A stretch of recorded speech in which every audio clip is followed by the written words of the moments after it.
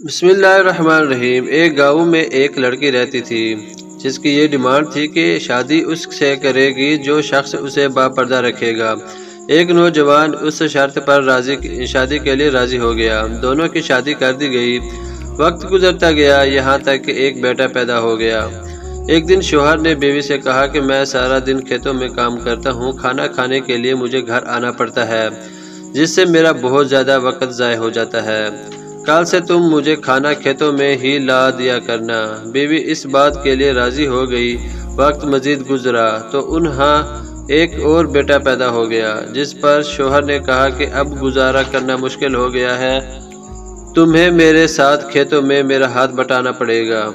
بیوی اس بات کے لیے بھی راضی ہو گئی، لیکن وہ دل سے خوش نہیں تھی کیونکہ اب وہ بے پردگی تک پہنچ گئی تھی۔ تیسرے بیٹے کی پیدائش پر اس کا شوہر اسے مکمل بے پردگی تک لے آتا ہے۔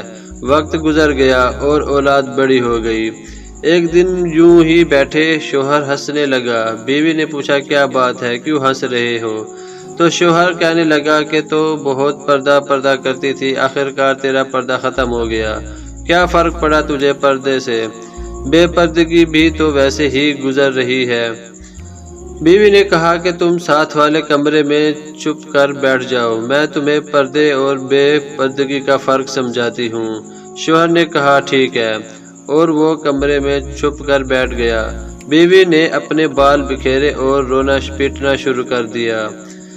پہلے سب سے بڑا بیٹا آیا اور ماں سے رونے کا سبب پوچھا۔ ماں نے کہا کہ تیرے باپ نے مجھے مارا ہے۔ بیٹے نے کہا تو کوئی بات نہیں، وہ آپ سے محبت بھی تو کرتا ہے، آپ کا کیا خیال بھی تو رکھتا ہے۔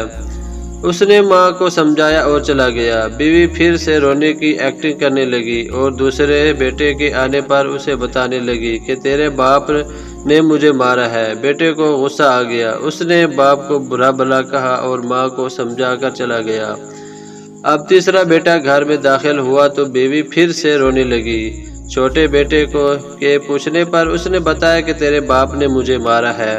یہ سنتے ہی وہ غصے سے آگ بگولا ہو گیا اور اونچی آواز میں گالیاں دیتے ہوئے ڈنڈا اٹھا لیا اور کہنے لگا کہ ابھی باپ کی خبر لیتا ہوں۔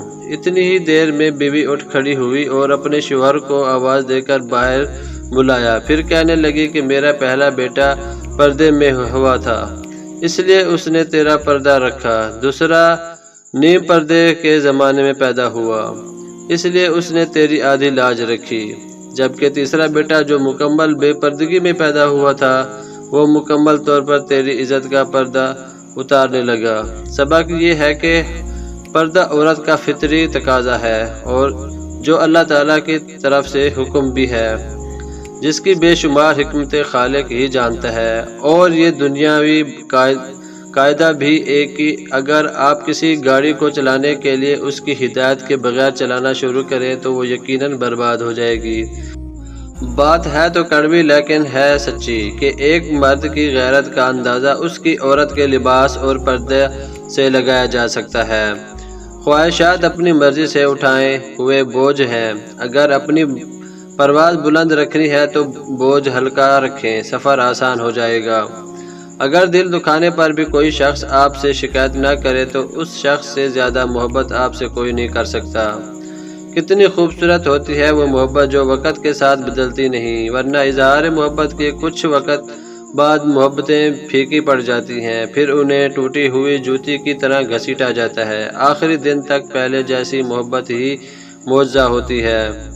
کہتے ہیں کہ بیوی کا غیر مناسب رویہ، بد زبانی اور شوہر کو اس کا مقام نہ دینا ہی شوہر کو جلد بوڑھا کر دیتا ہے۔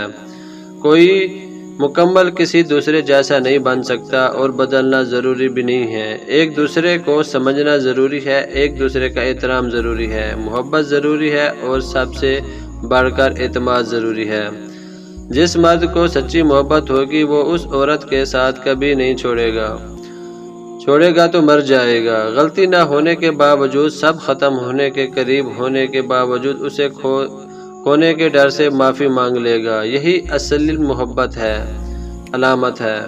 ایسا مرد ہیرا ہے اور ایسی عورت خوش نصیب ہے۔ دوستو اگر یہ ویڈیو اچھی لگی ہے تو اس کو لائک کر دیں، چینل کو سبسکرائب کر دیں۔ ملتے ہیں کسی اچھی ویڈیو میں، اللہ حافظ۔